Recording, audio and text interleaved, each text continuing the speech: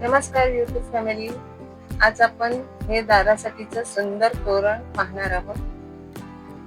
येत्या सणांसाठी हे सुंदर असं दारासाठी तोरण तयार केलेलं आहे. हे तोरण मी कसं तयार केले ते आज मी तुम्हाला इथे डिटेल्स मध्ये सांगणार आहे. त्यासाठी मी बेस म्हणून इथे कॅनव्हास पेपरचा यूज केला आहे. हा कॅनव्हास पेपर जाड कॅनव्हास कडक जो येतो तो आहे. त्याची एक साइड शायनी असते, एक साइड रफ असते. त्याचा मी इथे यूज केलेला आहे. आता तुम्हाला दाराचं तोरणचं मार्किंग कसं करायचंय ते मी सांगणार आहे. त्यासाठी आपण इथे दाराची जी पट्टी आहे, दाराची फ्रेम आहे, जिथे आपण दाराला तोरण लावतो त्याचं मार्किंग घ्यायचं आहे. खूप सिंपल आहे मार्किंग करणं.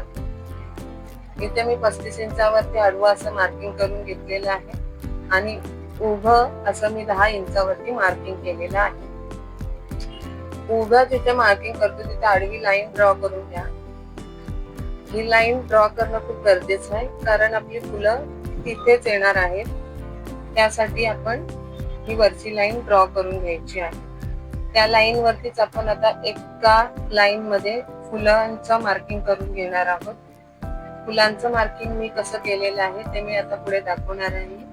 एका रफ पेपर वरती मी अशा पद्धतीने एक फूल ड्रॉ करून घेतलंय. ते फूल मी कार्बन पेपरच्या साहाय्याने इथे मार्किंग ट्रेस करणार आहे. ही पद्धत खूप सोपी आहे. ही पद्धत तुम्ही ट्राय करून बघा. अशा पद्धतीने तुम्ही रंगोली मॅट बनवायसाठी सुद्धा ही पद्धत यूज करू शकतो. मोठ्या प्रमाणात डिझाईन तयार करायचे असतील तर त्या मी कशा करते तुम्हाला जर जाणून घ्यायची असतील तर मी पुढील व्हिडिओमध्ये तुम्हाला नक्कीच याबद्दल माहिती शेअर करेन. अशा पद्धतीने मी फुलं ड्रॉ करून घेतलेली आहेत. वरती जी लाईन आपण मार्क केले तिथे वरच्या लाईन वरती चिटकून ही फुलं जर आपण सरळ लाईन मार्किंग केले तर आपली एक लाईन तयार होईल. आणि पानांचा शेप करण्यासाठी सुद्धा मी इथे पानाचा आकार कट करून घेतला आहे. तो 2 फुलांच्या मध्ये ठेवून आपण पानाचा आकार शेप तयार करून घ्यायचा आहे. इथे तुम्हाला डार्क दिसण्यासाठी मी लाल मार्करने इथे लाईन डार्क केलेल्या आहेत तुम्हाला दिसाव्यात म्हणून. अशा पद्धतीने आपण मार्किंग ट्रेस करू शकतो.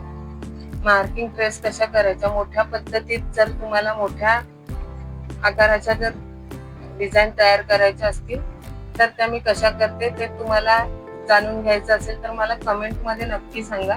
मी खूप मोठ्या अशा 2-3 फुटाच्या डिझाईन साठी मार्किंग कसं करते ते सुद्धा मी तुमच्या बरोबर शेअर करेन.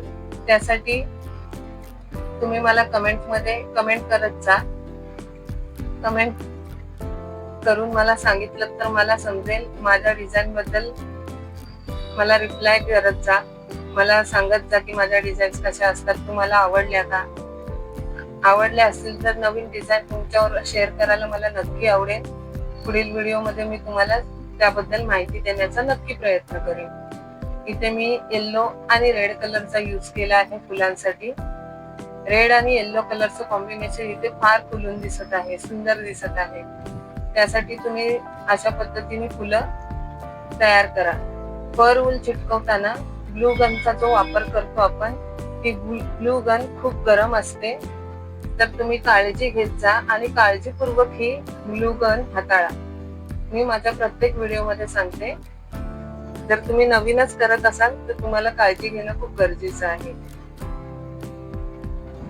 आणि फर वूल चिटकवताना थोडस चिटकवून झाल्यावर प्रेस करत जा, म्हणजे तिची फिनिशिंग खूप छान दिसते. अशा पद्धतीने मी इथे फुलं तयार करून घेतली आहेत. मध्ये जो भाग राहिलाय छोटासा तिथे मी व्हाईट कलरचा यूज केलेला आहे. अशा पद्धतीने आता मी त्याच पद्धतीने मी आता इथे पानांचा आकारही तयार करणार आहे. त्यासाठी मी ग्रीन कलरचा वापर केला आहे. पानं तयार करताना घट्ट असं फर वूल चिटकवा.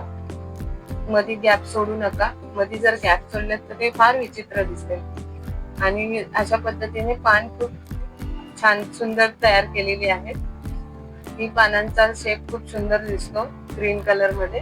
तुम्ही शेडेडही करू शकता, पण मला इथे डार्क ग्रीन कलरचा यूज करायचा होता म्हणून मी इथे डार्क ग्रीन कलरचा यूज केला आहे. अशाच पद्धतीने तुम्ही तोरण तयार करा. येत्या सणांसाठी, गणपती येत आहेत, दिवाळी येते, त्यासाठी तुम्ही असे नवनवीन डिझाईन तयार करा आणि मला कमेंट करून नक्की सांगत जा. त्यासाठी व्हिडिओला लाईक करा, चॅनलला सबस्क्राईब करून ठेवा आणि कमेंट्सही करत जा. कमेंट्सने तुमचा रिप्लाय मला कळेल.